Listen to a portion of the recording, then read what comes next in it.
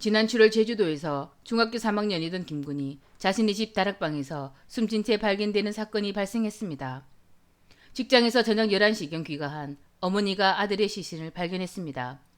발견 당시 김군은 양손과 발을 테이프로 결박되어 있었고 코와 입에도 숨을 쉬지 못하도록 테이프가 붙여진 상태였습니다.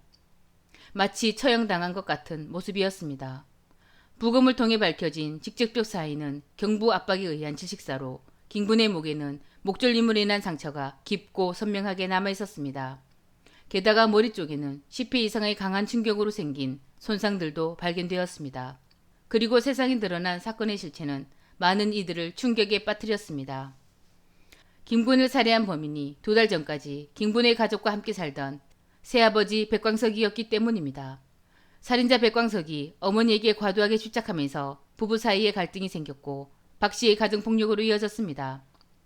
백 씨가 집을 나가면서 이들은 헤어지게 되었습니다. 그러나 헤어진 후에도 불 씨에 찾아와 김군과 그의 어머니를 지속적으로 협박하고 폭행했습니다. 폭력의 수위가 높아지자 이를 견디다 못한 어머니는 지난 7월 초 경찰에 신변 보호 요청까지 했다고 합니다.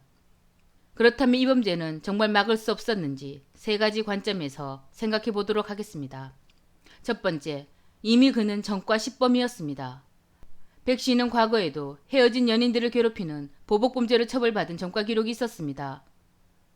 무려 10범이었습니다. 백광석은 집요하고 반복적으로 범행을 했고 피해자들에겐 상상을 초월하는 고통을 주었습니다. 두 번째, 신변보호제도의 허점. 신변보호 요청으로 CCTV를 설치했지만 실시간 모니터링이 아닌 녹화만 되고 있었습니다.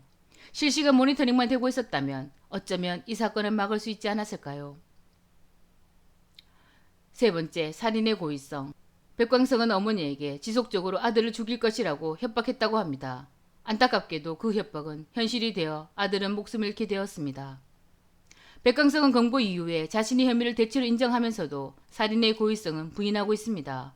지금도 백광석은 처음부터 살해할 마음은 없었고 계획범죄는 절대 아니라고 주장하고 있습니다. 정말 계획범죄가 아니었을까요? 고의성 여부에 따라 처벌 수준이 크게 달라지는 살인죄에서 중형을 피하기 위한 의도적인 거짓말은 아닐까요? 전과 10범인 그의 말을, 그리고 한때 아버지라고 부르던 아들을 살해한 그의 말을 과연 우리는 믿을 수 있을까요? 아버지라 불렀던 아들을 살해한 범인에게 가장 합당한 형벌은 무엇인지 다시 한번 생각하게 합니다. 지금까지 그것이 알고 싶은 사람들이었습니다.